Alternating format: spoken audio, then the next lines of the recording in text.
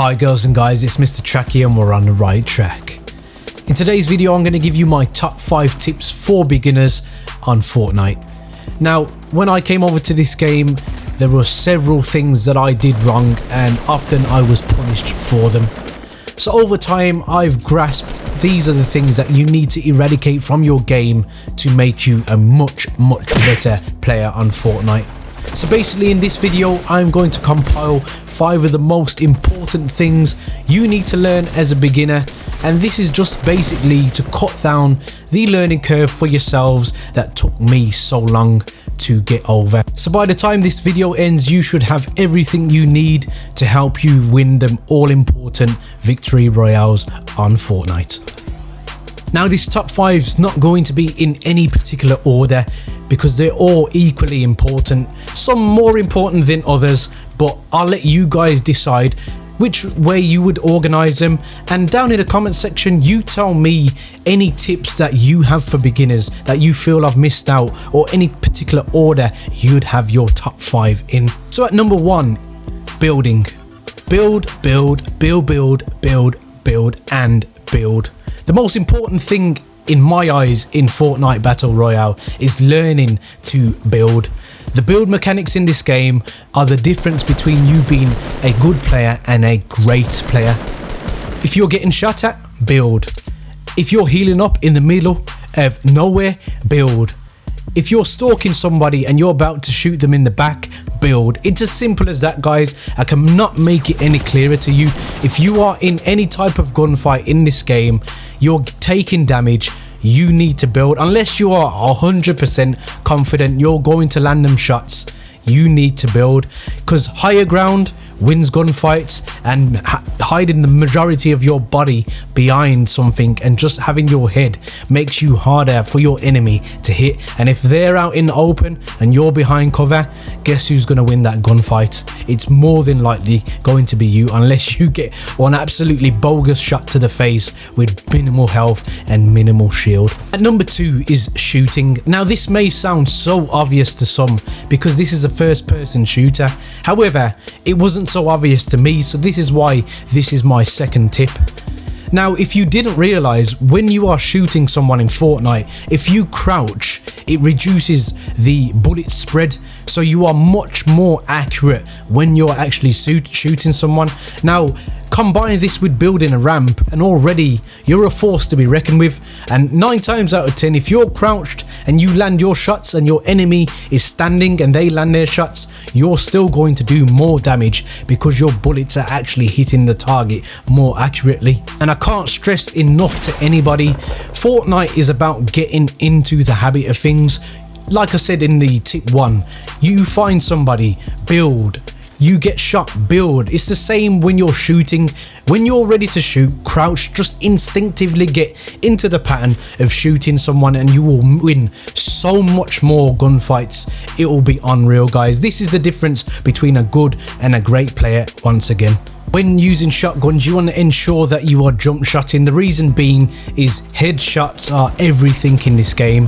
Headshots are the difference between getting maximum damage also. So when you're jumping, it increases the likelihood of you actually shooting someone in the head, and that's why I say you need to perfect the jump shot with shotguns. I've done a tip video covering this, which I'll link down in the description also, which will help you improve your jump shotting techniques. But it's just another habit that you'll see a lot of people bunny hopping around, and you're probably wondering why they're doing it, especially when they're using shotguns, and the reason is they're more likely to get the headshot and more likely to win the gunfight first. At number 3 is collecting resources.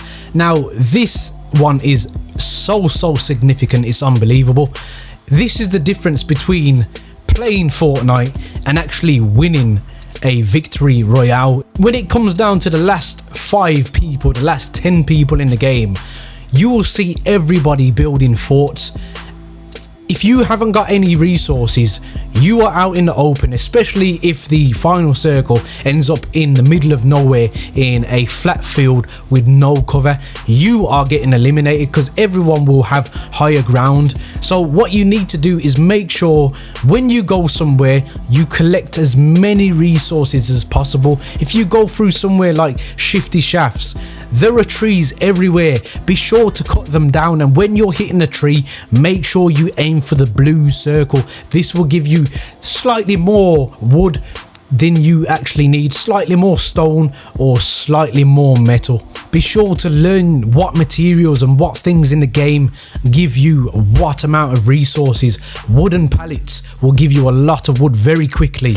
The trailers on the back of lorries will give you a lot of metal really quickly. Places like Flush will give you metal because metal is everywhere. You could destroy the whole place and have almost 500 metal quite easily. So learn your surroundings, learn the map, and learn what things you need to harvest to get resources quickly. And make sure you keep an eye on your resources once you've done some type of building, because you don't want to get in a situation where you've got nothing to build, so you can't get to higher ground, or you can't build a fort to protect yourself from enemies. Because at the end of the day, what was my first tip? Build, build, build, build, and more build. So the more resources, the more you can build, the more likely you'll be protected and be able to win that all important gunfight. At number 4 is landing at tilted towers. Now I know this looks like the thing to do to many of you, especially if you've been watching the likes of Myth or Ninja on Twitch streaming live. The whole point of going to tilted towers is to get loads of kills, but if you're a beginner, let's be realistic here, it's not going to happen. And the reason I advise against going to tilted towers as a beginner player is because there are people that are very accomplished at this game that go to tilted towers, especially to walk into people that are beginners and take full advantage of that. So in my personal opinion, as a beginner, it is much better for you to steer clear of tilted towers and until you actually get a grasp of what you're doing on Fortnite. It's such a chaotic place to be as well, tilted towers. There are so many high-rise buildings, so many vantage points, so many windows to get your head blown off by somebody that actually knows what they're doing. Often you'll find yourself quaking in your boots because you can hear people's footsteps all around you, and 9 times out of 10 you'll be one of the first 10 people to die. And this is why just stay away from tilted towers until you feel comfortable playing Fortnite. Just believe me on this point here, trust me. At number 5, keep your inventory organized. Now look at the bottom right hand side of the screen and you'll see I have a scar, a pump shotgun, a tactical, a blank space, and then bandages at the end. Now if I had a sniper rifle and a shield, I'd have one less shotgun, but this is all I had because I was in the latter part of the game. Now the reason why you need to keep this organized is because you need the accessibility when you get into a heat of the moment gunfight.